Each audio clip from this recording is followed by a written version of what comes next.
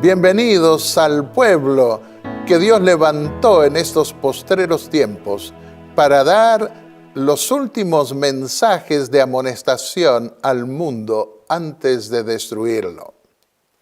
En armonía con otras profecías del fin, el mensaje de los tres ángeles de Apocalipsis 14 también nos ubica en un contexto universal y final.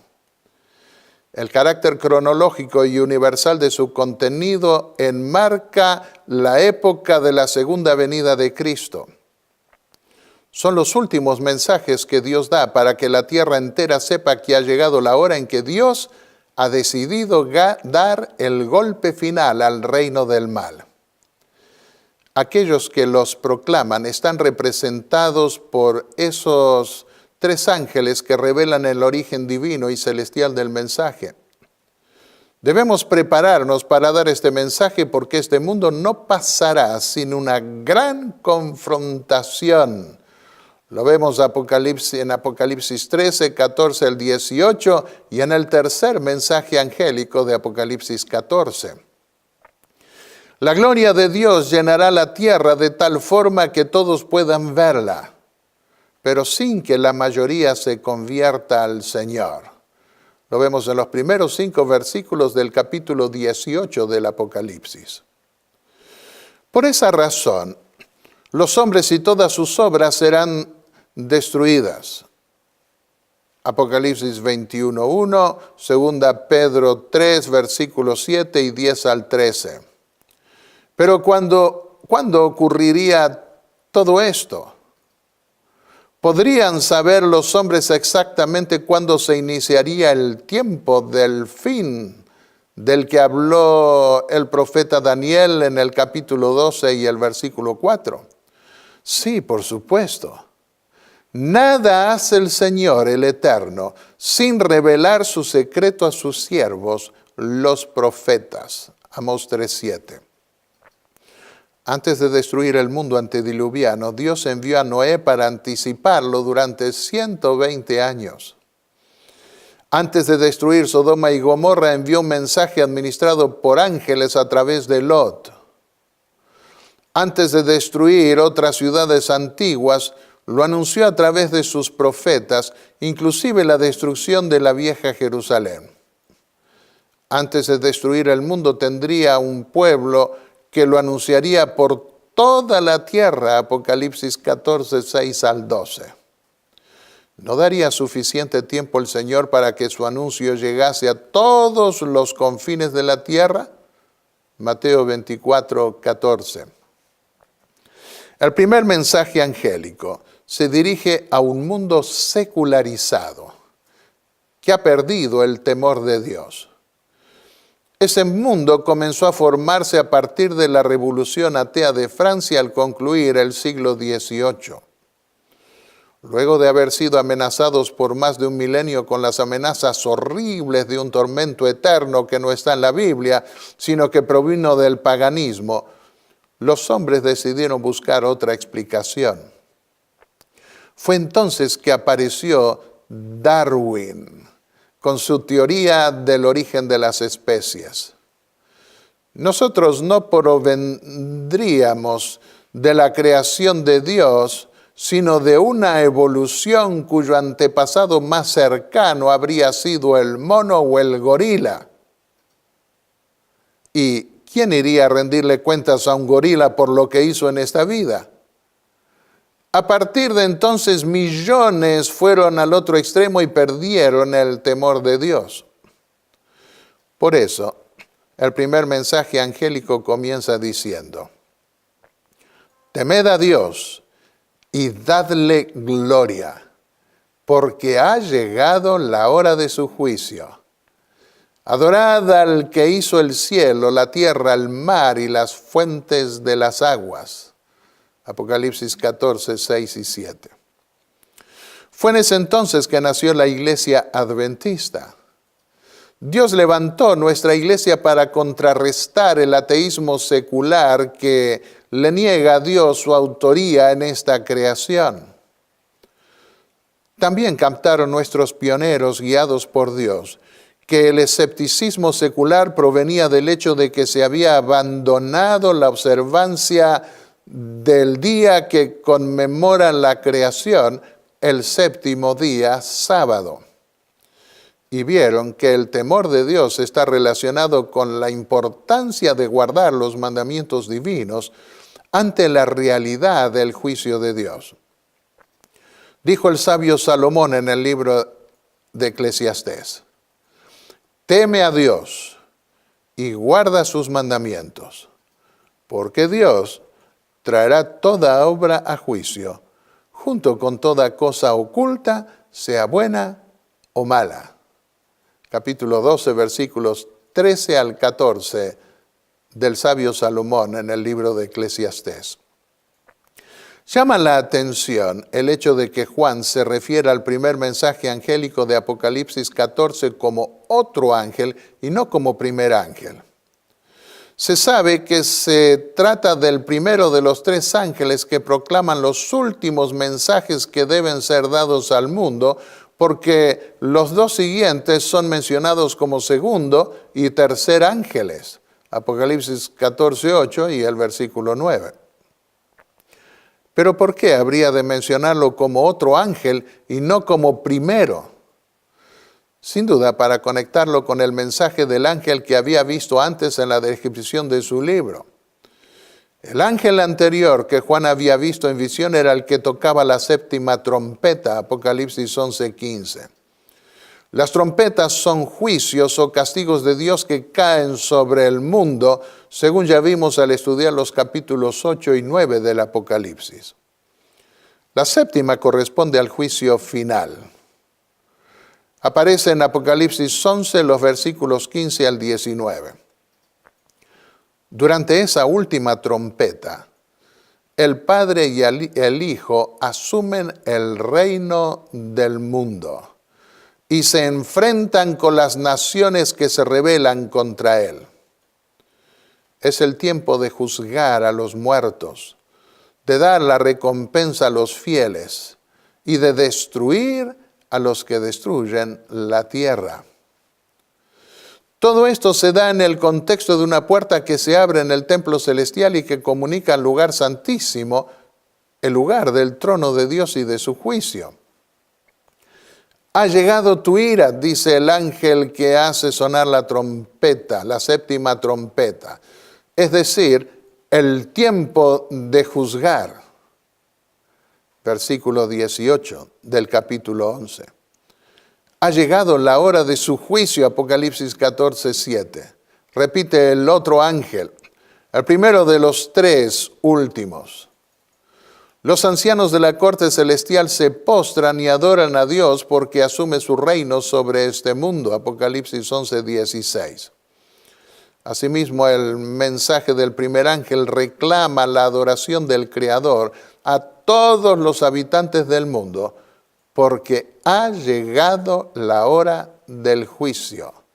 Apocalipsis 14:7. En otras palabras, el mensaje de esos dos ángeles, el de la séptima trompeta y el del otro que es el primero de Apocalipsis 14, son complementarios y corresponden al tiempo del fin.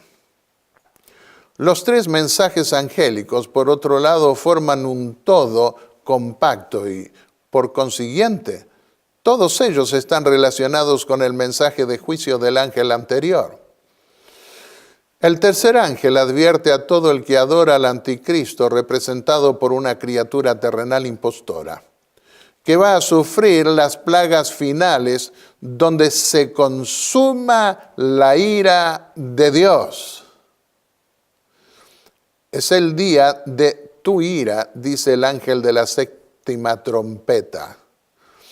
La caída de Babilonia del segundo mensaje angélico, que aparece en el capítulo 14 y en el versículo 8, está también ligada a la destrucción de los reinos de este mundo para cuando el Señor y su Cristo o ungido Rey asuman durante la séptima trompeta el reino del mundo. En esa época se abre el lugar santísimo del templo y se ve el arca del pacto que contienen los 10 mandamientos. Los que obedecen al mensaje de los 3 ángeles guardan los mandamientos de Dios en armonía con esa visión celestial. Apocalipsis 14:12. Pasemos al segundo mensaje angélico. Se dirige ahora a un mundo religioso apóstata que ha abandonado la ley de Dios y ha caído en la corrupción final que requerirá la intervención de Dios para destruir este mundo para siempre. Ese mensaje se expresa así: ha caído la gran Babilonia que hizo beber a todas las naciones el vino excitante de sus adulterios. Babilonia es una ramera que representa la iglesia apóstata de Roma. Se ve su prostitución en su idolatría abominable y en su unión con los gobiernos de este mundo. Su nombre el de Babilonia, significa confusión. Y nos hace recordar la historia de la Torre de Babel que ilustraba la manera en que los hombres trataron de emanciparse de Dios. El mundo era joven en aquel entonces y no estaba maduro para la cosecha final. Allí Dios confundió su idioma y la coalición para construir la torre se dispersó. Pero en el fin del mundo se le iba a permitir al diablo unir las iglesias y religiones que rechazaran el llamado a glorificar al Creador, guardando sus mandamientos, en especial el cuarto que requiere la observancia del día del Creador. Su rebelión contra Dios durará poco tiempo. Se verá en un pacto profano que intentará exaltar una vez más los principios y prácticas de la falsa religión. Esto se ve en el Apocalipsis en el capítulo 17. Diferentes a los otros 2 mensajes angélicos de Apocalipsis 14, este segundo mensaje no se lo describe como proclamándose en alta voz. Al comienzo del conflicto con el secularismo, las autoridades religiosas se sentirían calumniadas. Buscan al final revertir su imagen ante el mundo. Pero cuando las religiones logran finalmente un acuerdo entre ellas sobre puntos comunes y engañan a las autoridades civiles para imponer su voluntad sobre el mundo, entonces el mensaje del segundo ángel se fortalecerá con el poderoso testimonio del ángel de Apocalipsis 18. La tierra entera se llenará de la gloria de Dios, de tal manera que el refugio de la mentira será expuesto. Tomo como figura el capítulo 28 de Isaías, los versículos 16 y 17. Así como la corrupción interior de Roma y de todas las religiones que se unen a ella, todo eso será expuesto. Después de esto, vi a otro ángel descender del cielo con gran poder, y la tierra fue alumbrada con su gloria. Y clamó con voz potente diciendo: ha caído la gran Babilonia, y se ha hecho habitación de demonios y guarida de todo espíritu inmundo y albergue de toda ave inmunda y aborrecible. Porque todas las naciones han bebido del vino del furor de su fornicación. Y los reyes de la tierra han fornicado con ella, y los mercaderes de la tierra se han enriquecido con la potencia de sus deleites. Apocalipsis 18, versículos 1 al 3. La unión babilónica que conduce a la gran apostasía final del mundo será lograda mediante engaño. El poder milagroso de los demonios tendrá éxito en engañar al mundo entero para unirlo bajo la bandera de la rebelión. Lo vemos eso en el capítulo 16, los versículos 13 al 14. La corrupción que trata de cubrirse bajo el título de Santa Sede no puede esconderse más. En lugar de llamar al príncipe altivo blasfemamente Santo Padre, como lo hacen los habitantes de la tierra, Dios lo llama hombre de pecado y advierte que lo destruirá con el resplandor de su venida. Segunda epístola a los Tesalonicenses, capítulos 2, versículos 7 al 8. La línea de ratas, entre comillas, por la cual tantos asesinos, ladrones y abusadores morales pudieron encontrar refugio en Roma, no servirá más como escudo contra la justicia civil o religiosa. Su suciedad saldrá a la luz y su corrupción moral y demoníaca será denunciada junto con el llamado patético que encontramos en Apocalipsis 18, los versículos 4 y 5. Salid de ella, pueblo mío, para que no seáis partícipes de sus pecados, ni recibáis parte de sus plagas, porque sus pecados han llegado hasta el cielo, y Dios se ha acordado de sus maldades. Apocalipsis 18, versículos 4 y 5. ¿No estamos viviendo ya en esa etapa final de la Babilonia moderna? ¿No están las iglesias y religiones uniéndose en programas y doctrinas comunes? ¿No está saliendo a la luz ya una considerable cantidad de su corrupción interior? Tanto despliegue de santidad exterior no sirve para esconder su suciedad interior. En una época en la que se extienden llamados a unirse en una dimensión global, Dios nos llama a salir y no involucrarnos en los principios y prácticas que están en oposición al Evangelio.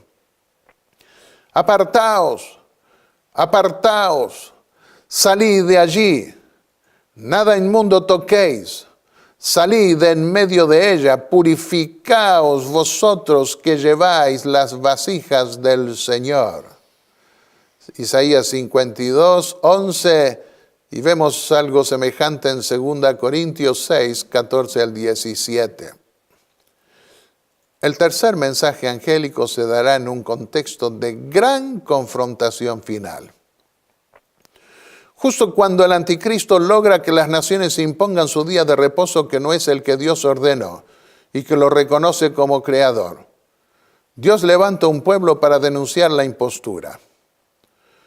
Por un lado estará la amenaza del anticristo al que apoyan las naciones, que consiste en morir por inanición. No se les permitirá ni comprar ni vender a menos que acepten la marca de autoridad impostora.